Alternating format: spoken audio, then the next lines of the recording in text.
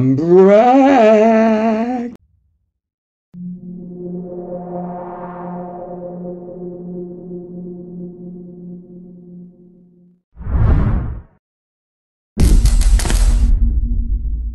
G'day, it's Brak the Warboss here, and in today's video I thought I'd do a compare the pair type of analysis on the two new HQ units.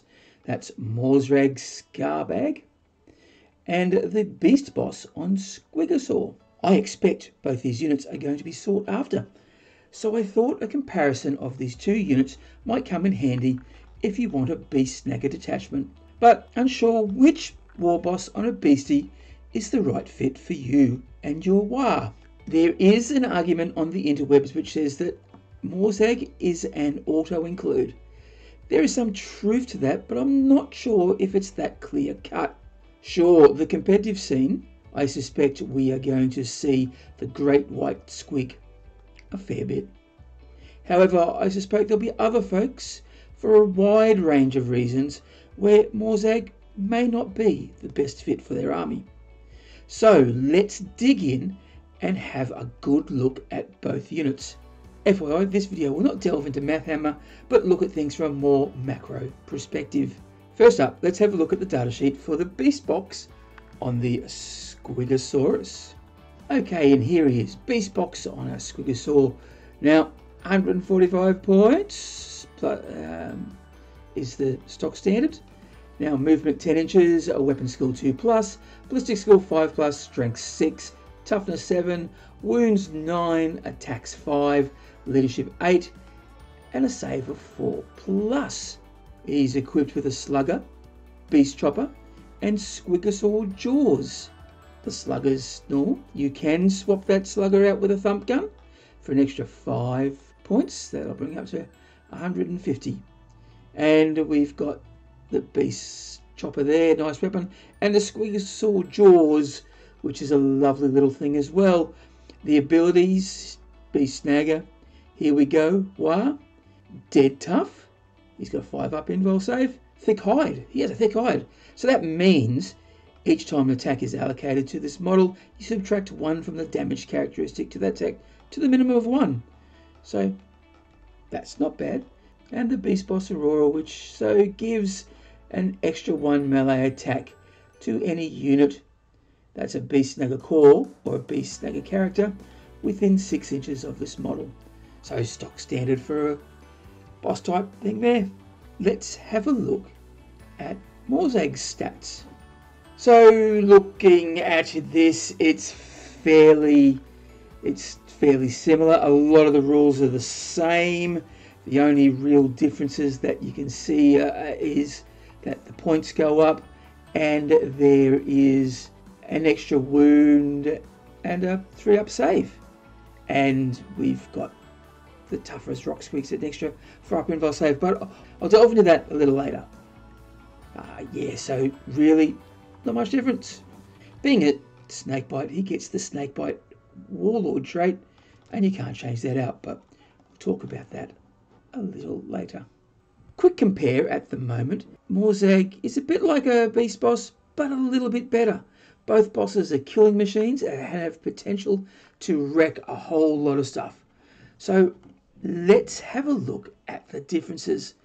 The key differences are points costs and some changes in the stat line.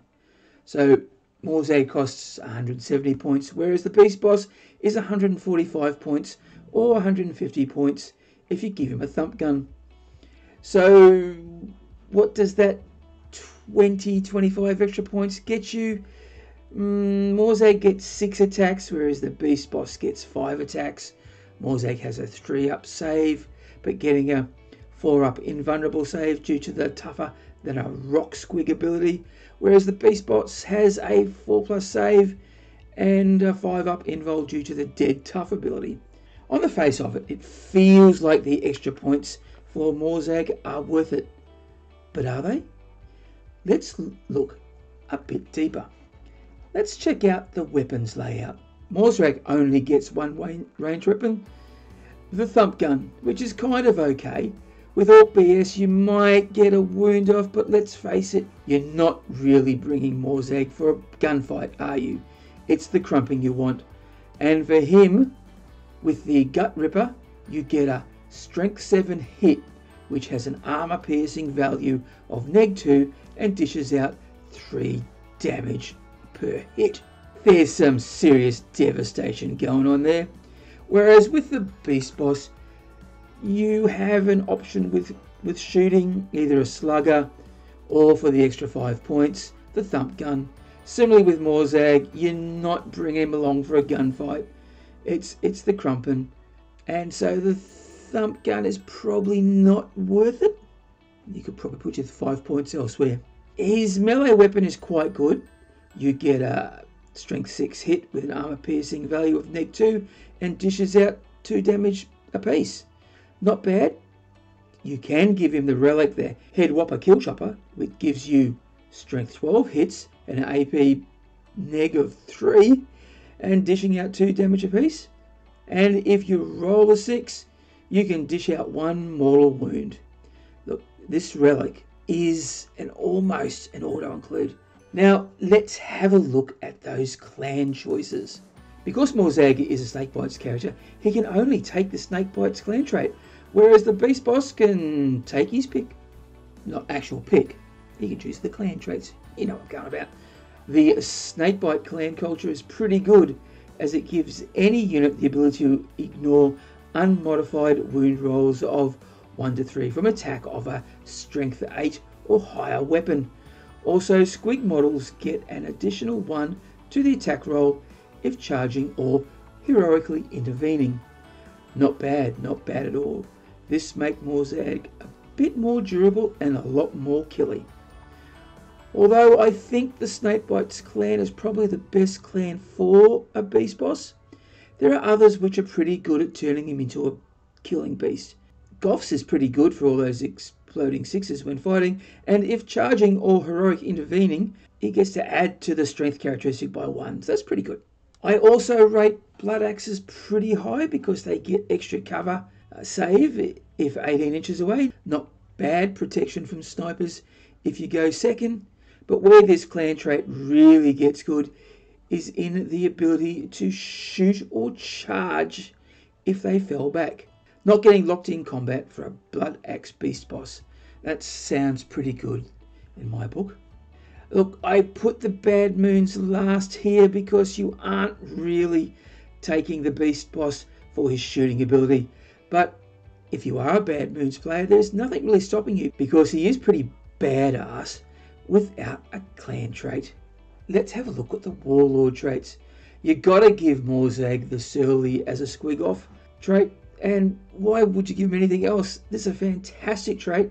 What it does, it gives you the ability to come back to life with D3 wounds if you roll a 4+.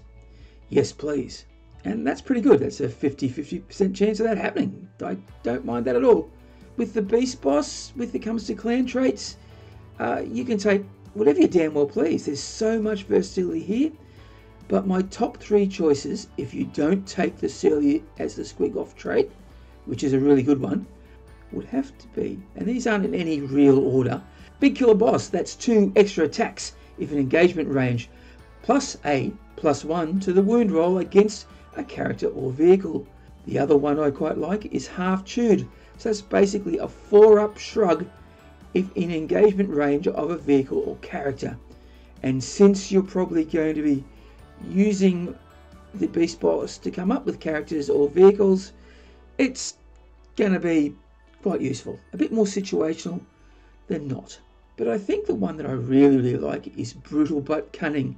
This is huge. You basically get to re-roll any dice which did not end up inflicting damage to any roll, and that's any roll. So that's failed hits, failed wounds, and even those that the target blocked. I won't talk about stratagems here because they are quite situational, and seeing that Mozrog and the Beast Boss play similar roles, you will most likely be relying upon similar stats. You're most relying on similar stratagems, not stats. Okay, so let's wrap this up. When it comes down to it, there isn't really much in it. Even though on paper Mozrog is a killing machine, he is limited to being a snakebite and thus has less access to some of the other goodies the Codex has on offer. Whereas the Beast Boss, well, he is killy, but not as killy as Mozrog. But what you lose out there, you gain by having access to a wide range of traits and gubbins, making a Warboss which will suit your style of play. Seeing that there really isn't not much of a point difference between the two, I think it's really going to come down to your own personal choice. So, what do you guys think? Which do you prefer and why? And if you take the Beast Boss, what clan will you put it in and why? Please answer in the comments below. Let's have a conversation. Okay, thanks for watching. I hope you enjoyed that. If you did, please like, subscribe and share. Do all the algorithmic things. And if you would like to help me out financially, there's always Buy Me a Coffee and Patreon. The links are in the description. Okay, time to toddle off. So remember, if you go on crumpin', you've got to bash early and bash often.